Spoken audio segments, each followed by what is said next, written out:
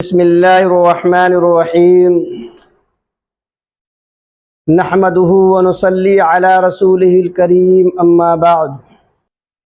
زمیں سے تا بفلک جس کی دھوم ہے ساقی، زمیں سے تا بفلک جس کی دھوم ہے ساقی، ارے یہی تو بیت العلوم ہے ساقی۔ حضرات ناظرین و سامعین کرام، آپ کا محبوب ترین ادارہ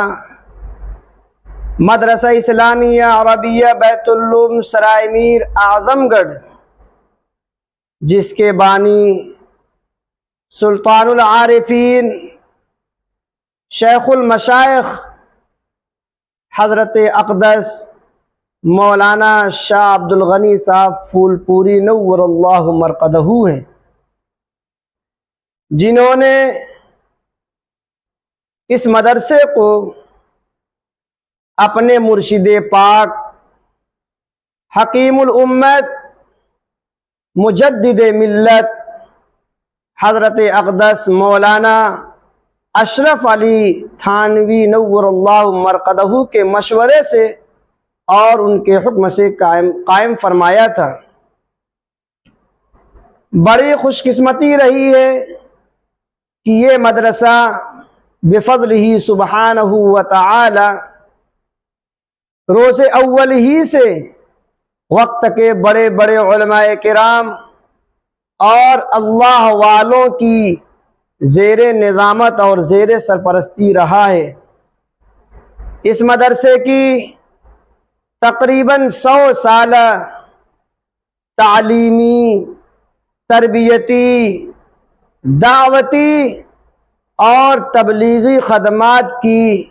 نہایت روشن اور تابناک تاریخ رہی ہے۔ خصوصاً محسن الامت حضرت اقدس مولانا شاہ مفتی محمد عبداللہ صاحب پھول پوری نور اللہ مرقدہ کے زمانے نظامت میں عالمی پیمانے پر یہ مدرسہ متعارف ہوا۔ نیز حضرت محسن الامت رحمۃ اللہ علیہ نے اس مدرسے کو اپنی محنت، لگن، جد و جہد اور قد و کاوش کے نتیجے میں تعلیمی، تربیتی ترقی کے ساتھ ساتھ تعمیری میدان میں بھی اس قدر آگے بڑھایا جس کی نظیر سابق میں نہیں ملتی۔ حضرت محسن الامت رحمۃ اللہ علیہ کے بعد انہی کے صاحبزادے محترم خلیفہ و جانشین عارف باللہ حضرت اقدس مولانا شاہ مفتی محمد احمد اللہ صاحب پھول پوری دامت برکاتہم ناظم اعلیٰ و شیخ الحدیث مدرسہ ہذا بھی والد گرامی حضرت محسن الامت رحمۃ اللہ علیہ کے طرز پر اس مدرسے کی ترقی کے لیے دنوں رات کوشاں اور فکر مند ہیں۔ اللہ تعالیٰ سے دعا فرمائیں کہ اللہ تعالیٰ موجودہ ناظم اعلیٰ صاحب دامت برکاتہم کو صحت و تندرستی عطا فرمائے اور ہر قسم کی بیماریوں، پریشانیوں اور بد نظریوں سے محفوظ فرمائے۔ حضرات سامعین کرام، اس مدرسے کا ایک جلسہ سالانہ بھی ہے جو بڑا تاریخی ہے، جس کا تعارف یہ ہے کہ اس مدرسے کے قیام سے پہلے اس علاقے میں پھیلی ہوئی رسومات، بدعات، خرافات اور مختلف قسم کے فتنوں کی سرکوبی، نیز لوگوں تک صحیح دین پہنچانے اور ان کو دینی اعتبار سے بیدار رکھنے کے لیے علاقے کے فکر مند حضرات جلسہ سالانہ منعقد کیا کرتے تھے، جس میں بانی مدرسہ حضرت پھول پوری رحمۃ اللہ علیہ بھی بنفس نفیس شریک ہوا کرتے تھے۔ اور اس زمانے کے جلسوں میں حکیم الامت حضرت تھانوی رحمۃ اللہ علیہ، حضرت مولانا عبدالحق حقانی، حضرت مولانا ثناء اللہ امرتسری، حضرت مولانا عبدالشکور لکھنوی، حضرت مولانا شبیر احمد عثمانی، حضرت مولانا عبید اللہ سندھی اور حضرت علامہ شبلی نعمانی رحمۃ اللہ علیہم جیسے اکابر علماء قوم سے خطاب کرتے تھے۔ لیکن کچھ زمانہ چلنے کے بعد وہ سلسلہ تھم گیا، چونکہ بانی مدرسہ حضرت پھول پوری رحمۃ اللہ علیہ کو اس جلسے کی افادیت، اہمیت بہت اچھے طریقے سے معلوم تھی، اس لیے بہت اچھے طریقے سے معلوم تھی، نیز حضرت کو معاشرے کی اصلاح اور باطل افکار و نظریات کی بے کنی میں جلالی شان حاصل تھی۔ اس لیے جب حضرت نے اس مدرسے کی بنیاد رکھی تو پھر اس سلسلے کو اپنے مدرسے سے شروع کر دیا، اور پھر تسلسل کے ساتھ بڑے پیمانے پہ جلسے سالانہ کا انعقاد ہر سال ہوتا ہے، اور ملک کے اکابرین جلسے میں تشریف لاتے ہیں، جن کے اصلاحی بیانات سے عوام و خواص مستفید ہوتے ہیں۔ یقیناً اس مدرسے کے جلسے سالانہ ہی کی برکت ہے کہ اس علاقے میں ملک کے اکابرین تشریف لاتے رہے ہیں۔ چنانچہ اپنے زمانے میں شیخ الاسلام حضرت مولانا حسین احمد مدنی، خطیب الاسلام حضرت مولانا قاری محمد طیب صاحب، حضرت علامہ سید سلیمان ندوی، حضرت مولانا ابو الحسن علی میاں ندوی، حضرت مولانا قاری صدیق احمد صاحب باندوی، حضرت مولانا مفتی محمود حسن صاحب گنگوئی، حضرت مولانا عبدالشکور صاحب لکھنوی، حضرت مولانا ابو الوفا شاہ جہاں پوری اور محی السنہ حضرت مولانا شاہ ابرار الحق صاحب ہردوئی نور اللہ مراقدہم، اور ان جیسے اکابر علماء کرام نے جلسے میں تشریف لا کر قوم سے خطاب کیا ہے۔ حضرات، آئیے میں اس موقع سے آپ حضرات کے سامنے بانی مدرسہ حضرت مولانا شاہ عبد الغنی صاحب رحمۃ اللہ علیہ کا ایک واقعہ سناتا ہوں۔ حضرت محسن الامت رحمۃ اللہ علیہ بیان کیا کرتے تھے کہ جلسے کے دوران اسٹیج پر حضرت پھول پوری رحمۃ اللہ علیہ اپنے سر پر رومال ڈال کر سر نیچا کر کے اسٹیج پر بیٹھ جایا کرتے تھے، اور پھر تمام لوگوں کے بیانات سنتے تھے۔ اسی حالت میں سر نیچا کر کے تمام لوگوں کے بیانات اور خطابات سنتے تھے۔ پہلے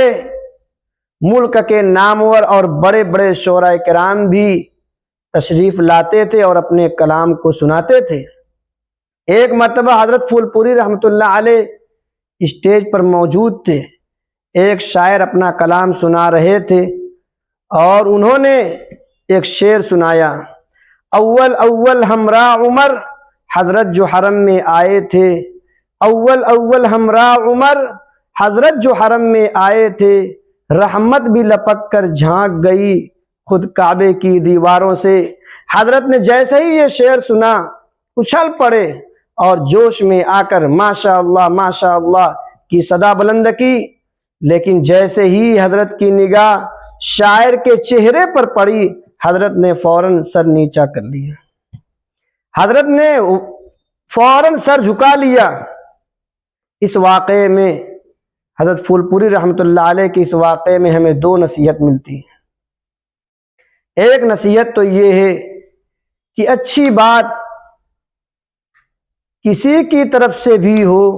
اس کی تحسین اور تعریف ہونی چاہیے، حوصلہ افزائی ہونی چاہیے، لیکن دوسری طرف منکر سے نفرت بھی ہونی چاہیے۔ حضرات ناظرین و سامعین کرام، اس مدرسے کا جلسہ سالانہ علاقے کے لوگوں میں اس قدر مقبول رہا ہے کہ اس زمانے میں جب سواریوں کا انتظام نہیں ہوا کرتا تھا تو لوگ 30 اور 40 کلومیٹر پیدل سفر کر کے اس جلسے میں شریک ہوا کرتے تھے، اور مدرسے میں 3 دن رہ کر پورے جوش خروش کے ساتھ مکمل جلسہ سنتے تھے۔ آج جبکہ آمد و رفت کی سہولت ہو گئی ہے تو اب کلکتہ، بجنور، دہلی، راجستھان اور پنجاب جیسے دور دراز صوبوں اور علاقوں سے بھی جلسے کو سننے کے لیے سینکڑوں کی تعداد میں لوگ تشریف لاتے ہیں اور خوب مستفید ہوتے ہیں۔ آج سے چند سال پہلے تک جلسہ سالانہ 3 دن کا ہوا کرتا تھا، لیکن چونکہ چند سال کے بعد ہمارے اس مدرسے کا 100 سالہ جلسہ ہونے والا ہے، جس کی وجہ سے مصلحتاً اب جلسے کو مختصر کر کے 2 روز کا کر دیا گیا ہے۔ حضرات، بڑی خوشی کا مقام ہے کہ ان سال بھی حسب سابق 20 اور 21 نومبر بروز بدھ اور جمعرات جلسہ سالانہ کا انعقاد ہو رہا ہے۔ چنانچہ 20 نومبر بروز بدھ خواتین کا اجلاس ہوگا، جو صبح 8:30 بجے شروع ہو کر 2 بجے ختم ہوگا انشاءاللہ، جس میں بڑے بڑے علماء کرام کے بیانات ہوں گے۔ اس لیے علاقے کے تمام لوگوں سے گزارش ہے کہ اس موقع کی قدر کرتے ہوئے اپنے اپنے گھروں کی خواتین کو پردے اور محرم کے انتظام کے ساتھ اس جلسے میں ضرور بھیجیں۔ یقیناً عورتوں کے لیے ایسے مواقع بہت کم فراہم ہوتے ہیں جہاں ان کو دینی، ایمانی اور روحانی باتیں سننے کا موقع ملتا ہو، جبکہ حقیقت ہے کہ عورتوں کے دیندار ہونے کی صورت میں گھروں کا دیندار ہونا بہت آسان ہو جاتا ہے، اور عورتوں کے دیندار ہونے کی وجہ سے بچوں پہ بڑے اچھے اثرات مرتب ہوتے ہیں، کیونکہ عورتیں ہی بچوں کے لیے سب سے پہلی تعلیم گاہ اور سب سے پہلی تربیت گاہ ہیں۔ اور 31 نومبر جمعرات کو بعد نماز ظہر اور بعد نماز عشاء جلسہ عام کا انعقاد ہوگا، جس میں اکابر علماء کرام کے خطابات ہوں گے۔ اس لیے آپ تمام حضرات سے دردمندانہ اپیل ہے، گزارش ہے کہ اس جلسے میں شریک ہو کر دینی بیداری کا ثبوت دیں اور علماء کرام کے بیانات سے مستفید ہوں۔ نیز دعاؤں کا بھی خوب اہتمام کریں کہ اللہ تعالیٰ اس جلسے کو ظاہری و باطنی ہر اعتبار سے کامیاب فرمائے، ہر قسم کی بدنظمی، بد انتظامی سے محفوظ فرمائے، اور عوام و خواص کے لیے جلسے کو اللہ تعالیٰ بے حد مفید اور نافع بنائے۔